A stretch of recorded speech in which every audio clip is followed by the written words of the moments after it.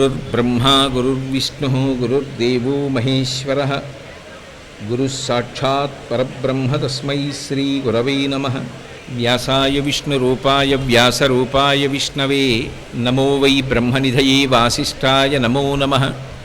కూజంతం రామ రామేతి మధురం మధురాక్షరం ఆరుహ్య కవితాశాఖాం వందే వాల్మీకికోకిలం.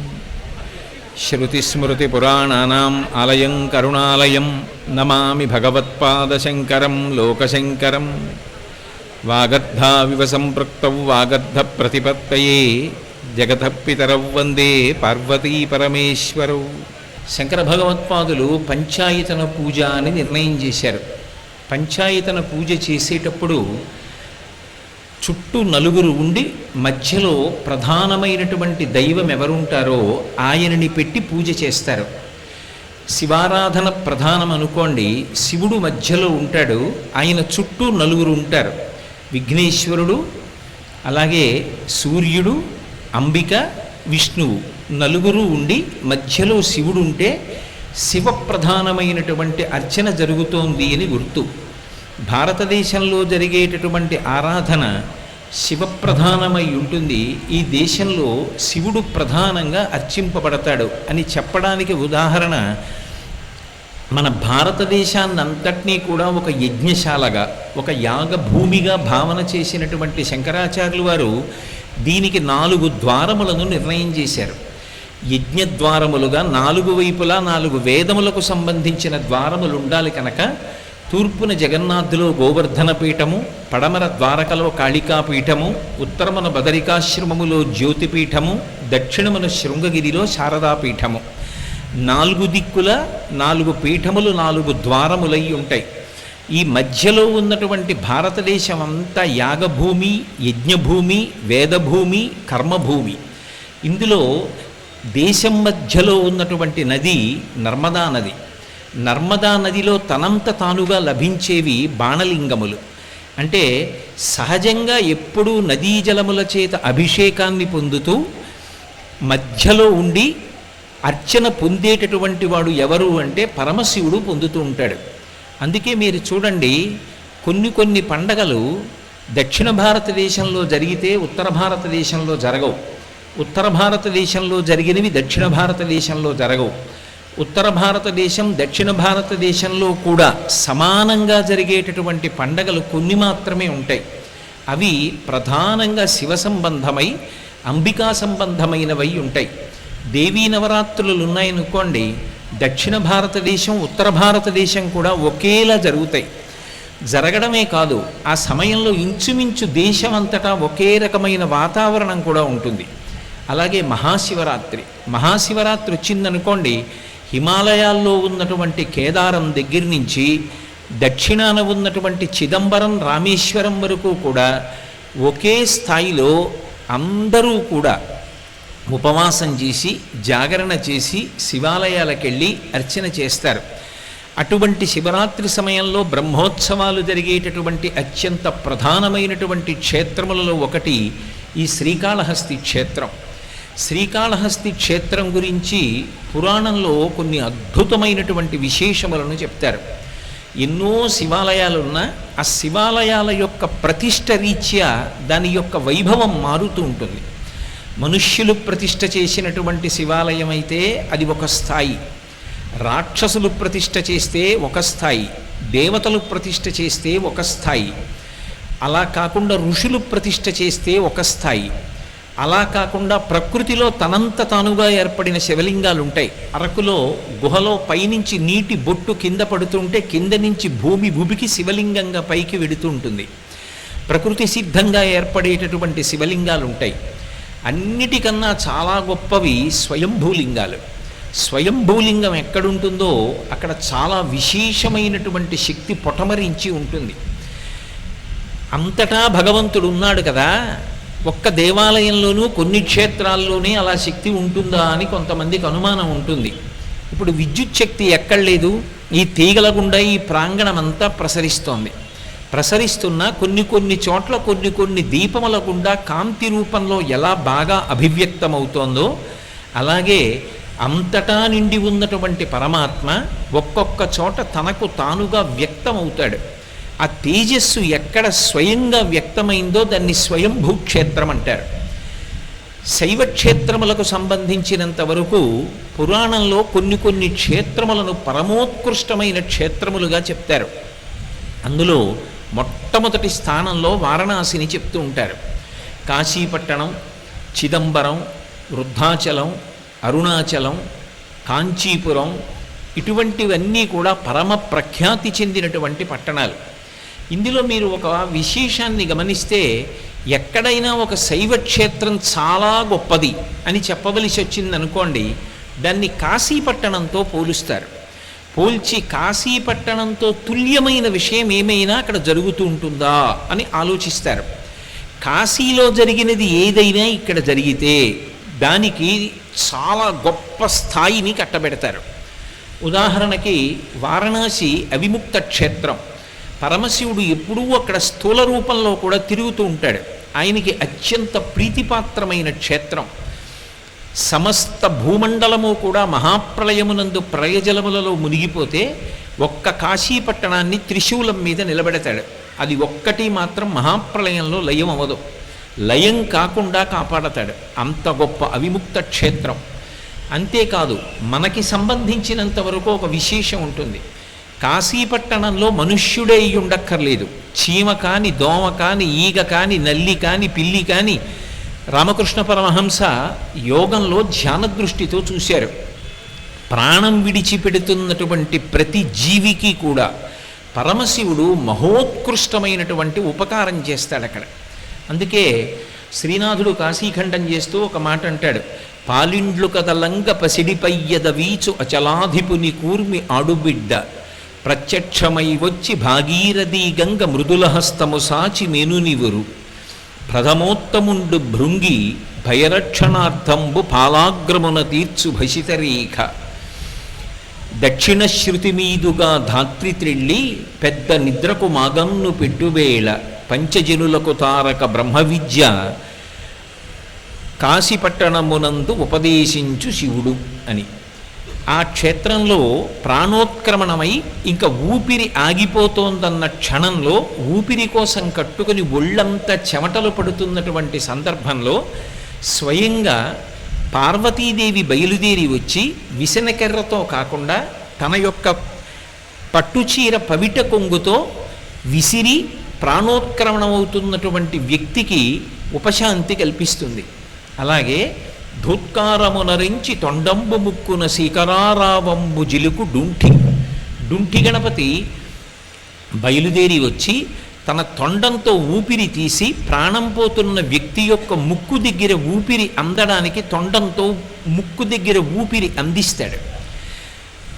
ప్రమథగణాలలో అత్యంత శ్రేష్ఠుడైనటువంటి భృంగి బయలుదేరి వచ్చి ఏమీ భయం లేదు నీకని ఆ ప్రాణోత్క్రమణమవుతున్నటువంటి వ్యక్తి యొక్క లలాటమునందు విభూతి అలంకారం చేస్తాడు.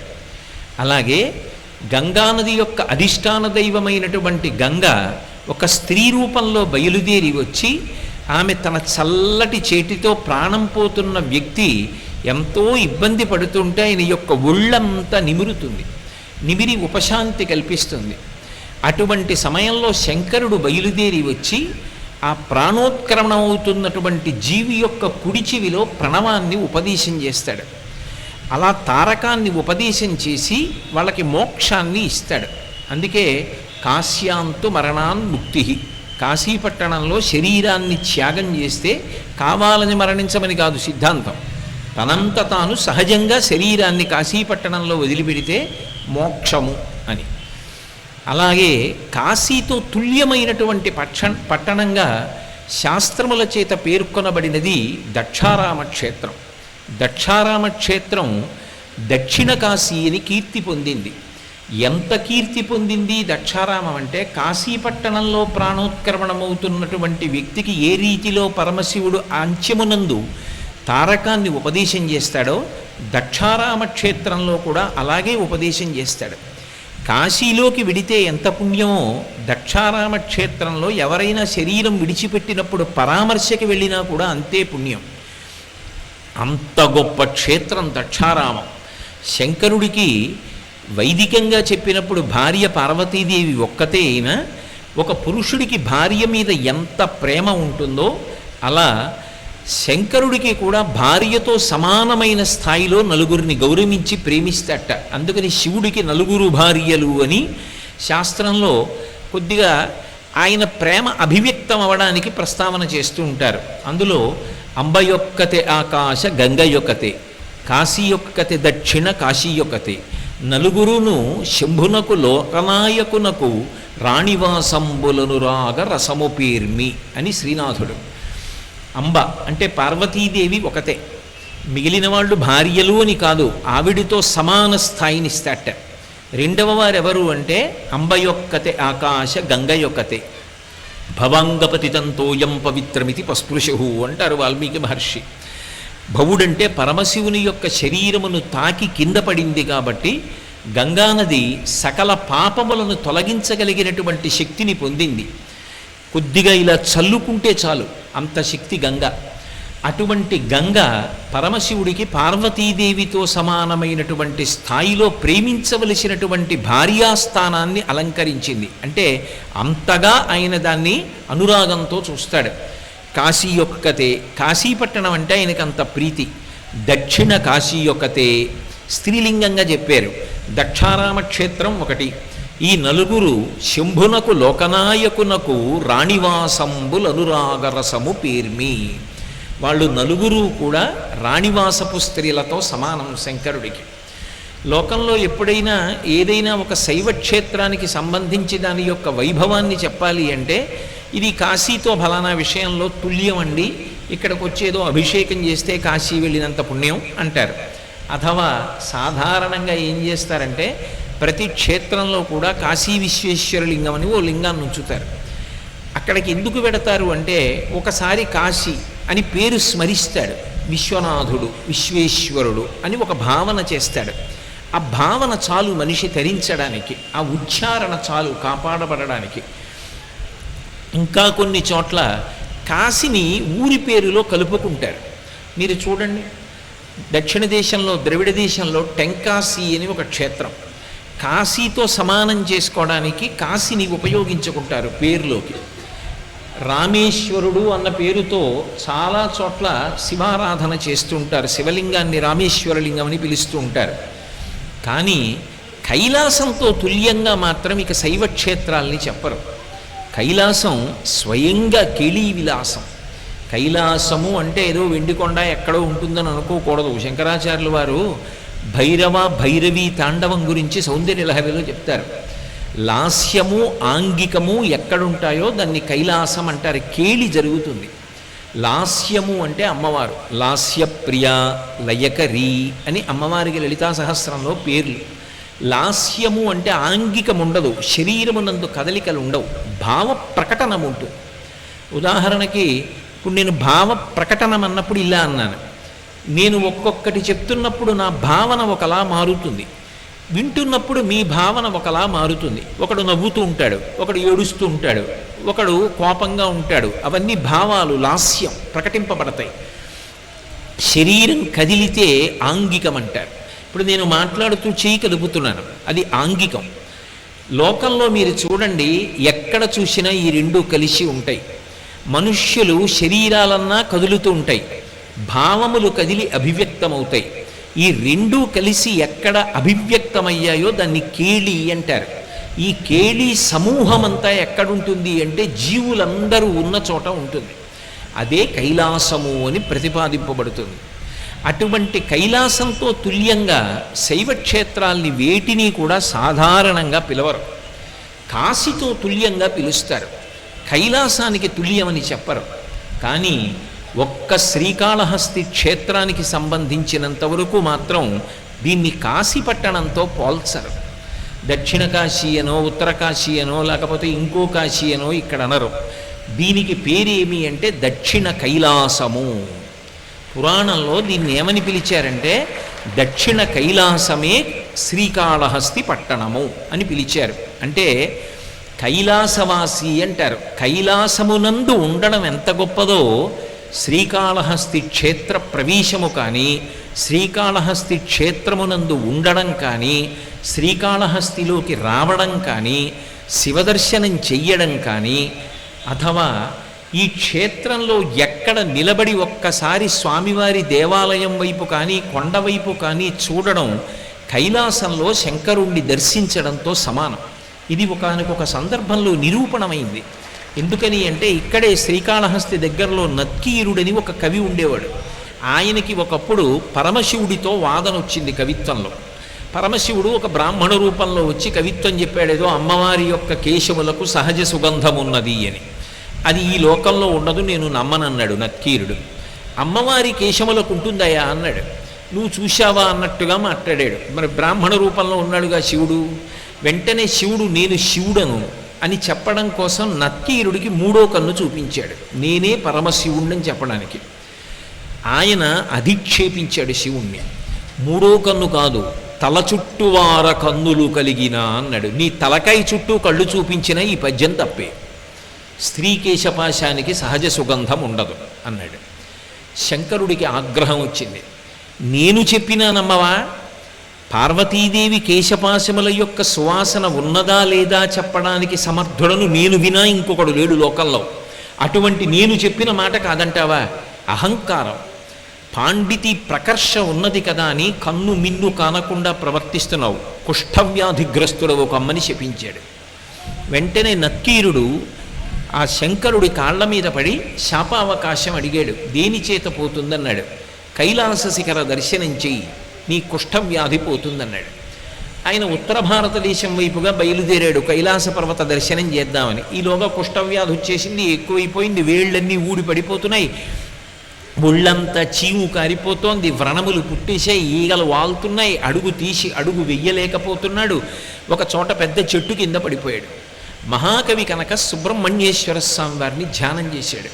సుబ్రహ్మణ్యుడు ప్రత్యక్షమయ్యాడు. ఏం కావాలన్నాడు. ఇక నేను నడవలేను, మీ నాన్నగారు శాపం ఇచ్చారు, నేను కైలాస శిఖరం చూస్తే తప్ప నాకు ఈ కుష్ఠవ్యాధి పోదు, నన్ను నీ అనుగ్రహం చేత కైలాసంకి ప్రవేశపెట్టు, నేను ఒక్కసారి ఆ శిఖర దర్శనం చేస్తానన్నాడు. ఆయన అన్నాడు, మా నాన్నగారు అంత కఠినుడు అనుకుంటున్నావా? మా నాన్నగారు కరుణాసముద్రుడు. నువ్వే ప్రాంతంలో ఉంటావు? శ్రీకాళహస్తిలో ఉంటావు.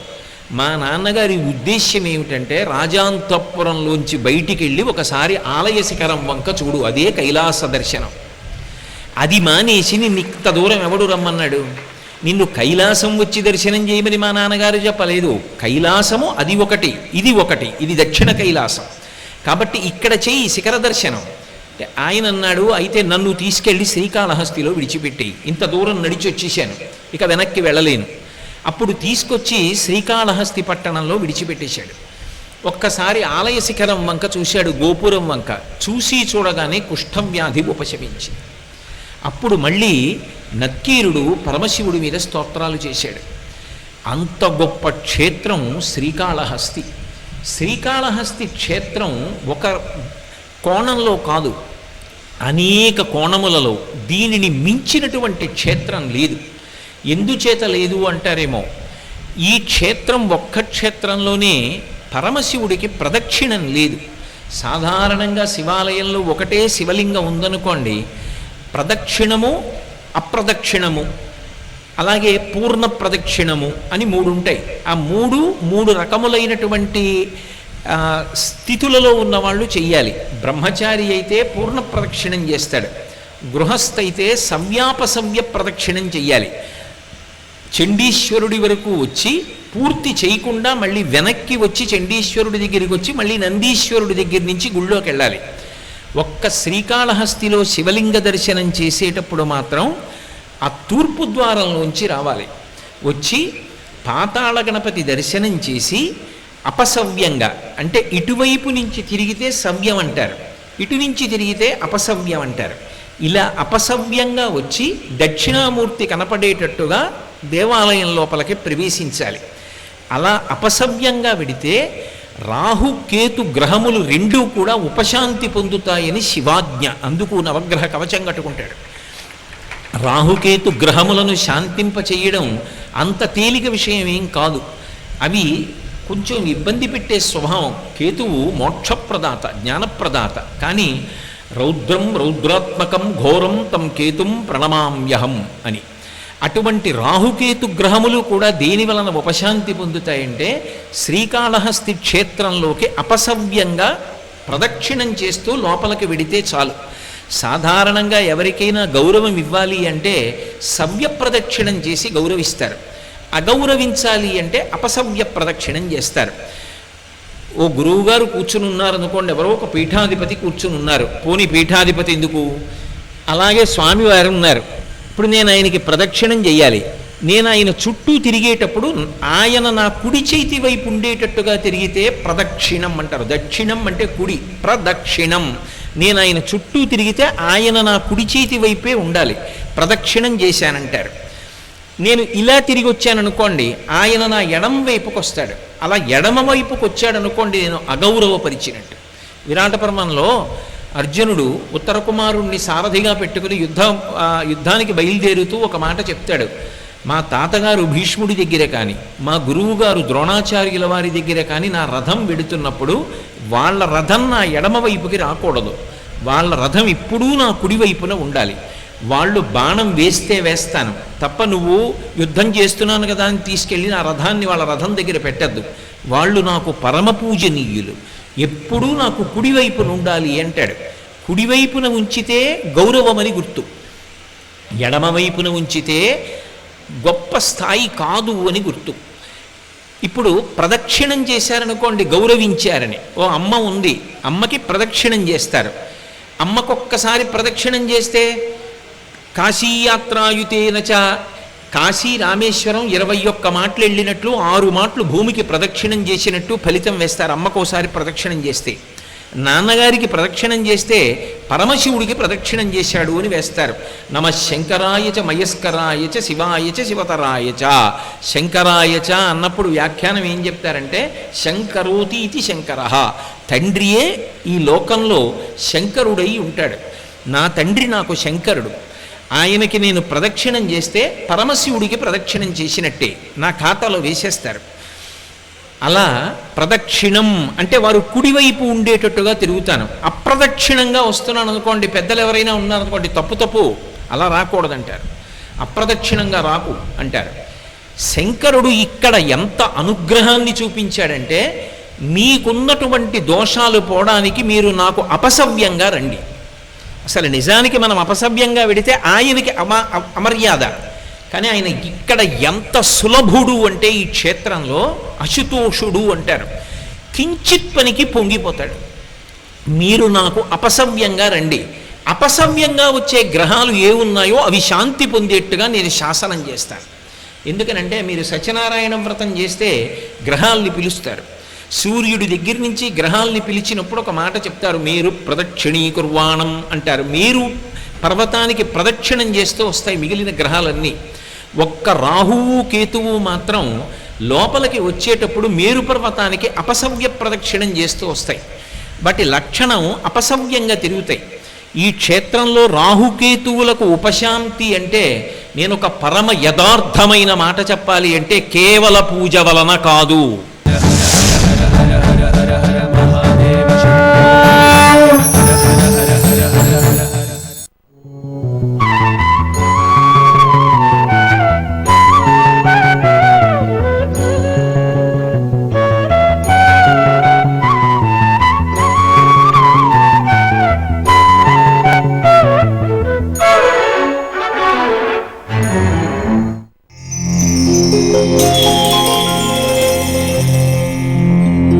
Thank you.